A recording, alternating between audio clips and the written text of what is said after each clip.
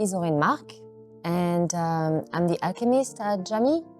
Jamii is an arts organization. We're based here in the Esplanade neighborhood, and our mission is to enhance togetherness through artistic experiences with people from the Esplanade neighborhood, people who live, who work, who study, who pass by the community. I was like the artistic and executive director. Really, I was doing everything.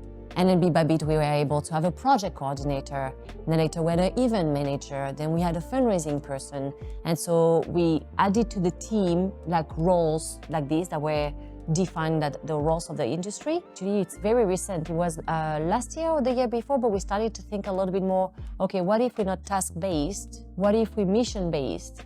What if the work that we're doing with this organization is not about making sure all the books are up to date and are rolling and are shine. We need to make sure that they're perfect.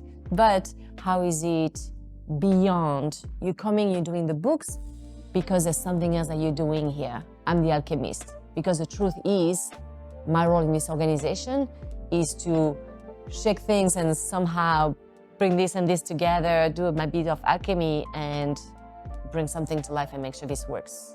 The beauty of these roles who are mission-based and not task-based is that actually, because you're encouraged to think outside the box, there's flexibility and there's room for experimentation and innovation there's room for doing things differently than what we're supposed to do, you would just do it because it's the way to do it. So it's really a beautiful, I find it contributes to have some more like gymnastics of the brain to think about it differently. So some of the challenges that come with this structure are kind of basic, but sometimes it's like, wait a second, who is doing what? Who's gonna pay for this invoice? Because there's no someone who's like the accountant. There's one person in the team who's managing a little bit more the back end of bookkeeping and following all that. But the idea is that processing a payment, anybody on the team can do it. But because it's very flexible and moving around, that sometimes it lacks clarity. So this is not perfect, clearly, but we're working through it to find ways to be more efficient while resisting putting ourselves into silos.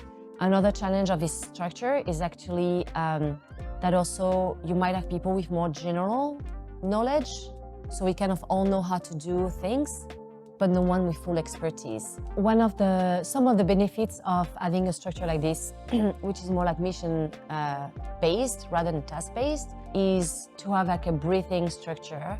So we're not stuck, I'm always the one doing these specific tasks within the organization because this is my job and this is what I need to do. There's okay, this project, it would be really interesting to work closely with the artists. On this project, I'm loving the concept. I would like to work on all the logistics to bring it to life. So you always have your mission, okay, this is my end result, this is what I want to do this for.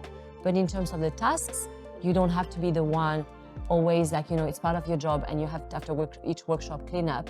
I came in this morning, I'm the alchemist, and the first thing I did was to sweep the floor. It's not something that has to be done by a specific person, so it's this flexibility. We're not fully sure where we're going with this, but we keep on exploring, and I hope improving as we go and finding ways to be more efficient, as well as, really enjoying our positions. Another benefit to this kind of mission-based roles is that it's not just a job. You don't come, do your tasks, go home.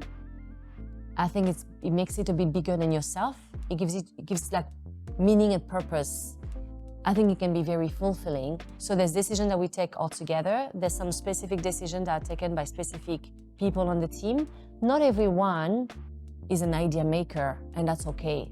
We cannot expect every single person to want to take decisions, to come up with new ideas, to be innovative, or so it's okay that each one comes with their gifts, and some people have a lot of ideas and they contribute a lot, and some people have less, one or two are here, and that's fine as well. So we all bring a fresh perspective, and that's very important. And so we've started Garden of Influence, as we call them, and basically we invite a group of the community to come and meet with artists that we know we're going to present 6 months down the road. And we ask the people, how would you see it as part of the community? What's important to you in this kind of programming? And then they came up with ideas. We did a whole facilitation. They came up with ideas that we would have never thought about. you know, and so they entirely shaping the artistic collaboration that we're gonna have with the artists. And that's beautiful.